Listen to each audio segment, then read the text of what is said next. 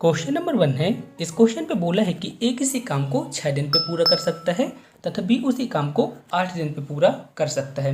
ए और बी को मजदूरी के रूप में 140 रुपये प्राप्त हुए। तो आपको बताना है कि उस कार्य हेतु ए को कितने रुपए प्राप्त हुए हैं। ठीक है, आपको क्या बताना है कि जब ए और बी को कितनी मजदूरी मिली है, ए और बी को 140 रुपये मजदूरी के रूप में प्राप्त हुई है, तो आपको बताना है कि इस 140 रुपये पे ए का कितना हिस्सा है, अपने को यह बताना है। तो चलिए इस क्वेश्चन को सॉल्व करते हैं। क्वेश्चन पे क्या बोला है, ए किसी काम को 6 दिन पे तथा बी किसी काम को 8 दिन पे पूरा कर सकते हैं। तो हम यहाँ पे लिख देते हैं, ए किसी काम को कितने दिन पूरा करता है, 6 दिन पे करता है, और बी किसी काम को कितने दिन पे करता है, 8 दिन पे करता है। यदि मैं आपसे टोटल वर्क निकालने के लिए कहूँ तो आप सभी लोग नहीं निकाल पाएंगे। तो टोटल वर्क यहाँ पे कितना आ जाएगा, तो टोटल वर्क यहाँ पे आ जाएगा 24। 24 कैसे आया है, 6 और 8 का एलसीएम, जो ये 24 है ना, यही इसका टोटल कार्य रहेगा। तो यहाँ से अपन क्या पता कर सकते हैं, यहाँ से अपन पता कर सकते हैं कि ए टोटल कार्य कितने दिन पे करता है, 6 दिन पे करता है। यदि हम एक दिन के लिए निकालते हैं कि एक दिन पे कितना काम करता है, तो कितना काम करता है होगा, एक दिन पे एक काम करता है 4। ठीक है, 24 पे 6 का भाग दे देंगे तो यहाँ पे 4 आ जाएगा। इसी तरह से बी पूरा काम कितने दिन पे करता है, 8 दिन पे करता है। यदि हम एक दिन के लिए निकालते हैं तो यहाँ पे कितना आ जाता है, 3 आ जाता है। ठीक है, यहाँ से अपने को क्या पता चल गया कि ए एक दिन पे कितना काम करता है, 4 काम करता है, और बी एक दिन पे कितना काम करता है, 3 काम करता है। और यहाँ से हमें अपने को क्या पता चल गया कि ए अनुपात बी बराबर 4:3। ठीक है, यानी कि ए और बी की इफिशियंसी क्या है, 4:3 है। ठीक है, इतना आप सभी लोग समझ गए होंगे। अब यहाँ पे क्वेश्चन पे क्या बोला है, क्वेश्चन पे बोला है कि इनको मजदूरी के रूप में कितना प्राप्त हुआ है, 140 रुपये प्राप्त हुआ है। कितना प्राप्त हुआ है, 140 रुपये मजदूरी के रूप में प्राप्त हुआ है। तो अपने को ए का हिस्सा बताना है, तो ए का हिस्सा कितना आ जाएगा, तो हम यहाँ पे लिखेंगे ए का हिस्सा। ए का हिस्सा कितना आ जाएगा, आप सभी लोग बताएं। तो ए का हिस्सा आ जाएगा 140 रुपये, तो दोनों के लिए था, तो यहाँ पे आ जाएगा ए का हिस्सा अपन निकाल लेना। ए के लिए अनुपात क्या था, 4 था, और यहाँ पे अपन क्या लिखेंगे, 3 + 4, यानी कि दोनों अनुपातों का योग। ठीक है, ए और बी की एफिशिएंसी कितनी आ गई थी, 4:3 आई थी। ठीक है, तो हमने उसी टाइप से यहाँ पे लिख दिया है। तो बस आप इसे सॉल्व कर दीजिए, आंसर आ जाएगा। तो यहाँ पे कितना आ जाएगा, 140 × 4/7, तो यहाँ पे कितना आ जाएगा, 80 रुपये जो है तो ए को प्राप्त हुए। कौन से ऑप्शन पे है, ऑप्शन नंबर डी इसका राइट आंसर रहेगा। उम्मीद करता हूँ आप सभी लोग समझ गए होंगे। फिर भी आपको किसी भी तरह का डाउट है ना, आप हमें कमेंट बॉक्स में कमेंट कर सकते हैं। चलिए नेक्स्ट क्वेश्चन की ओर चलते हैं, जो कि बहुत ही ईजी है।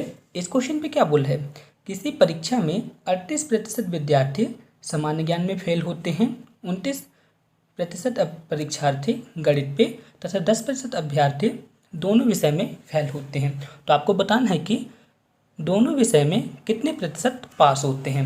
ठीक है, बहुत ही ईजी है। चलिए इस क्वेश्चन को सॉल्व करते हैं। तो अपन यहाँ पे क्या करते हैं, जितने भी कैंडिडेट फेल हुए हैं उनके प्रतिशत को हम यहाँ पे ज्ञात कर लेते हैं। तो जीके में कितने प्रतिशत फेल हुए हैं, 38% कैंडिडेट फेल हुए हैं। इसके बाद 29% जो है तो मैथ पे फेल हुए हैं, और 10% दोनों पे फेल हुए हैं। ठीक है, तो बस आप यहाँ से क्या प्राप्त हो जाएगा, फेल हुए स्टूडेंट की संख्या प्राप्त हो जाएगी। तो यहाँ पे कितना आ जाएगा, आप सब लोग ध्यान से देखिएगा। तो 8 9 कितना हो जाएगा, यहाँ पे आ जाएगा 67% - 10%। तो यहाँ पे कितना आ जाएगा टोटल, यहाँ पे आ जाएगा फेल कैंडिडेट की संख्या यहाँ पे कितनी आ जाएगी, 67 में से जब अपन 10 घटा देते हैं तो कितना आ जाता है, 57%। तो 57% कैंडिडेट जो है तो फेल है। इतना आप सब लोग को समझ आ गया होगा। लेकिन क्वेश्चन पे क्या बोला है, अपने को क्वेश्चन पे बोला है कि कितने प्रतिशत विद्यार्थी पास होते हैं। तो पास हुए विद्यार्थी कितने आ जाएंगे, तो अपन पास हुए विद्यार्थियों को कैसे निकालेंगे, हम यहाँ पे लिखेंगे पास कैंडिडेट। तो पास कैंडिडेट कितने रहेंगे, 100 माइनस फेल हुए अभ्यर्थी कितने हैं, 57%। तो बस आप इसे घटा दीजिए, आंसर आ जाएगा। तो 100% से जब अपन 57% घटा देंगे तो कितना आ जाएगा, तो यहाँ पे आ जाएगा 43%। ठीक है, कितने परसेंट आ जाएगा, 43% अब विद्यार्थी जो हैं तो पास होते हैं। कौन से ऑप्शन पे है, ऑप्शन नंबर डी इसका राइट आंसर रहा। बोला है एक व्यापारी को 360 में एक घड़ी बेचने पर 10% की हानि होती है। यदि वह उसे 5% लाभ पर बेचना चाहता है तो घड़ी का विक्रय मूल्य क्या होगा। बहुत ईजी है, चलिए इसे सॉल्व करते हैं। तो सबसे पहले हम मान लेते हैं कि वह घड़ी कितने की रही होगी, वह घड़ी जो है तो 100 रुपये की रही होगी। हमने सिर्फ यहाँ पे माना है। तो यदि हम इस घड़ी को 10% हानि पे बेचते हैं तो यहाँ पे कितना प्राप्त होगा, यानी कि हम उस घड़ी को 90 रुपये पे बेचेंगे। यदि हम इस घड़ी को 5% लाभ पे बेचते हैं, यानी कि प्रॉफिट पे बेचते हैं, तो हम इसे कितने में बेचेंगे, 105 रुपये पे बेचेंगे। ठीक है, इतना आप सभी लोग समझ गए होंगे। लेकिन क्वेश्चन पे क्या बोला है, एक व्यापारी एक घड़ी को कितने रुपए में बेचता है, 360 रुपये पे, यानी कि 90 रुपये की वैल्यू क्वेश्चन पे कितनी बताई गई है, 360, जो कि 90 से कितने गुना ज़्यादा है, 90 से कितने गुना ज़्यादा है, 90 से 4 गुना ज़्यादा है। तो हम यहाँ पे क्या करेंगे, कितने गुना यहाँ पे ज़्यादा है, 4 गुना ज़्यादा है ना। तो अपन क्या करेंगे, 105 का 4 गुना कर देंगे, तो यहाँ पे कितना आ जाएगा, 420, और यही इसका राइट आंसर रहेगा। कौन से ऑप्शन पे है, ऑप्शन नंबर ए इसका राइट आंसर रहेगा। उम्मीद करता हूँ आप सब लोग समझ गए होंगे। फिर भी आपको किसी भी तरह का डाउट है आप हमसे कमेंट बॉक्स में पूछ सकते हैं, मेरे को टेलीग्राम पे मैसेज कर सकते हैं, या फिर इंस्टाग्राम आईडी पे मैसेज करके मुझसे पूछ सकते हैं। क्वेश्चन नंबर 4 है। इस क्वेश्चन पे बोला है कि गाड़ी के पहिए की त्रिज्या कितनी है, 0.25 मीटर है। 11 किलोमीटर की दूरी तय करने के लिए वह कितने चक्कर लगाएगा, हमें ज्ञात करना है। ठीक है, तो यहाँ पे त्रिज्या कितनी बताई गई, 0.25 मीटर बताई गई है। हम यहाँ पे एक पहिया बना लेते हैं, ये एक पहिया बना है। आपको बताना है कि यदि मैं आपसे पूछूं कि इस पहिए की परिधि क्या होगी, तो आप सब लोग समझ ना पाएंगे। तो यदि मैं आपसे यह बोलता हूँ कि ये जो पहिया है एक चक्कर लगाता है तो वही उसकी परिधि कहलाती है। ठीक है, अब तो आप सब लोग समझ गए होंगे, यानी कि ये पहिया जो है तो जब एक चक्कर लगा लेते हैं ना तो वही उसकी परिधि कहला जाती है। तो हम यहाँ पे क्या लिखेंगे, पहिए का एक चक्कर, पहिए का एक चक्कर क्या हो जाएगा, या फिर पहिए की परिधि क्या हो जाएगी, 2πr हो जाएगी। ठीक है, इतना आप सभी लोग समझ गए होंगे। तो अपन यहाँ पे क्या लिखेंगे, पहिए का एक चक्कर, पहिए का एक चक्कर क्या हो जाएगा, 2 × पाई की वैल्यू क्या होती है, पाई की वैल्यू होती है 22/7, और यहाँ पे त्रिज्या कितनी बताई गई है, त्रिज्या बताई गई 0.25। ठीक है, तो अपन यहाँ पे क्या लिख सकते हैं, 25/100 अपन यहाँ पे लिख सकते हैं।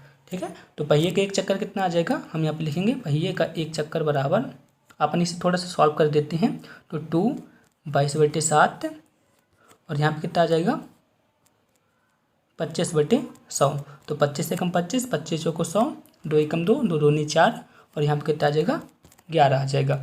यानी कि पहिए का एक चक्कर कितना आ जाएगा, पहिए का एक चक्कर आ जाएगा 11/7। इतना आप सब लोग समझ गए होंगे ना, आई होप आप सभी लोग समझ गए होंगे। अब क्वेश्चन पे क्या बोल रहे हैं, 11 किलोमीटर की दूरी को तय करने के लिए वह कितने चक्कर लगाएगा, यानी कि अपने को यहाँ पे क्या याद करना है, चक्करों की संख्या, चक्करों की संख्या, कितने चक्कर लगाना है, 11 किलोमीटर की। और एक चक्कर कितना है, एक चक्कर कितना था, अभी मैंने आपको बताया था, एक चक्कर की वैल्यू कितनी आई थी, 11/7 मीटर आई थी। ठीक है ना, इसके पहले आपको बताया था एक चक्कर की वैल्यू कितनी आ गई थी, 11/7 मीटर आ गई थी। दोस्तों यहाँ पे आप सभी लोग देख पा रहे होंगे कि यह 11 किलोमीटर पे है। यदि हम इसे मीटर पे चेंज करते हैं तो यहाँ पे कितना आ जाएगा, यदि हम इसे मीटर पे चेंज करेंगे तो क्या होगा, 1000 का गुणा हो जाएगा, तो यही इसका मीटर पे आ जाएगा, यानी कि 11 किलोमीटर बराबर 11,000 मीटर। और एक चक्कर पे कितनी दूरी तय करता था भैया, 11/7 करता था ना। बस आप इसे सॉल्व कर दीजिए, आंसर आ जाएगा। अपन यहाँ पे क्या लिखे थे, चक्करों की संख्या, तो यहाँ पे कितना आ जाएगा आप सभी लोग बताएं। अपन इसे सॉल्व कर देते हैं, 60 × 11,000/11, तो यहाँ पे आ जाएगा 7,000, यानी कि चक्करों की संख्या क्या होगी, चक्करों की संख्या होगी 7,000। ठीक है, इतना आप सब लोग समझ गए होंगे। क्वेश्चन नंबर 5 है। इस क्वेश्चन पे बोला है कि 25 वर्ग सेंटीमीटर स्याही के एक धब्बे पे 4% प्रति सेकंड की दर से प्रसार हो रहा है, 2 सेकंड बाद यह कितना हो जाएगा। तो अपन यहाँ पे क्या लिखेंगे, 2 सेकंड बाद इसका कितना प्रसार होगा। अपन इस क्वेश्चन को क्या करते हैं, SI के फॉर्मूले से सॉल्व कर देते हैं। यहाँ पे 25 लिखेंगे, यहाँ पे कितना आ जाएगा, 1/4/100, और यहाँ पे कितना आ जाएगा, 2 सेकंड के बाद बोला ना, 2 सेकंड यहाँ पे अपन लिख दिए। तो यहाँ पे कितना आ जाएगा 25, और यहाँ पे आ जाएगा 26/4, 25 इंटू 26/25। आप सब लोग इसे सॉल्व कर दीजिए तो यहाँ पर कितना आ जाएगा 676 पे। यदि अपन 676 पे अपन किसका भाग देंगे 25 का भाग दे देंगे तो कितना आंसर आ जाएगा 27.04 वर्ग सेंटीमीटर। ठीक है, आप सब लोग इसे सॉल्व कर लीजिएगा। कौन से ऑप्शन पे है, ऑप्शन नंबर ए इसका राइट आंसर रहेगा। बहुत ईजी क्वेश्चन था। अपन इस क्वेश्चन को किस टाइप के फॉर्मूले से सॉल्व किया है, CI के फॉर्मूले से सॉल्व किया था। ठीक है, अपन क्या कर दिए थे, जो 25 है ना 25 को अपन P मांग लिए थे। CI का फॉर्मूला क्या होता है, CI बराबर P 1 + R/100/n। ठीक है, P को अपन 25 मान लिए थे, R को अपन 4% मान लिए थे और n को अपन समय मांग लिए थे। ठीक है, अपन इस टाइप से इसे सॉल्व करते लिए थे। चलिए नेक्स्ट क्वेश्चन की ओर चलते हैं। नेक्स्ट क्वेश्चन है, इस क्वेश्चन में बोला है कि किसी परीक्षा में एक विद्यार्थी सही उत्तर के लिए 4 अंक पाता है और गलत उत्तर के लिए 1 अंक कटता है। यदि वह 75 प्रश्नों के उत्तर को देता है और 125 अंक प्राप्त करता है तो उसके सही उत्तरों की संख्या बताइए। तो चलिए इस क्वेश्चन को सॉल्व करते हैं। तो अपन यहाँ पे क्या करते हैं, अपन यहाँ पे लिख देते हैं सही प्रश्नों की संख्या बराबर, यहाँ पे अपन लिख देते हैं गलत प्रश्नों की संख्या। ठीक है, सही प्रश्न के लिए उसको कितने अंक मिलते हैं 4 अंक मिलते हैं और गलत के लिए कितने अंक कटते हैं 1 अंक कट जाते हैं। यहाँ पे कटते हैं ना, इसलिए यहाँ पे मैंने माइनस का मार्किंग किया है। और वहाँ पे कितने प्रश्नों का सही करता है 75 प्रश्न सही करते हैं। ठीक है, तो अपन यहाँ पे क्या करते हैं 75 में से कुछ गलत भी किया होगा ना, तो अपन यहाँ पे 75 का मल्टीप्लाई यहाँ पे कर देते हैं। तो 75 × 4 कितना हो जाता है 75 पे यदि अपन 4 का गुणा करा देते हैं तो कितना आ जाता है, यहाँ पे आ जाता है 300 और यहाँ पे कितना आ जाएगा, यहाँ पे आ जाएगा 300 और यहाँ पे आ जाएगा -75 आ जाएगा।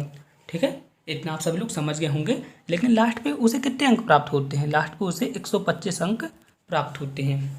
ठीक है ना, अब इसके बाद क्या करना है अपने को, जो बड़ी वाली संख्या उससे छोटी वाली संख्या को घटा देना है। तो 300 में से 125 चला जाएगा तो कितना बचेगा, यहाँ पे आ जाएगा 175 और यहाँ पे कितना आ जाएगा 125 में से 75 को घटा देंगे, यानी कि 125 में से अपन को क्या करना है 75 को घटा देना है। तो यहाँ पे कितना आ जाएगा, यहाँ पे आ जाएगा 200 आ जाएगा। ठीक है, आप इसे काट दीजिए तो यहाँ पे कितना आ जाएगा 25 से अपन इसे काट देते हैं तो 25 × 8 = 200 और 25 × 7 = 175, यानी कि सही प्रश्नों की संख्या अनुपाते गलत प्रश्नों की संख्या। सही कितने हैं 8 सही हैं और गलत कितने हैं 7 जो हैं तो गलत हैं। ठीक है, अब अपने को क्या करना है, अपने को टोटल प्रश्न कितने बताए गए थे, टोटल प्रश्न यहाँ पे बताए गए हैं, कितने प्रश्न बताए गए हैं 75 बताए गए हैं।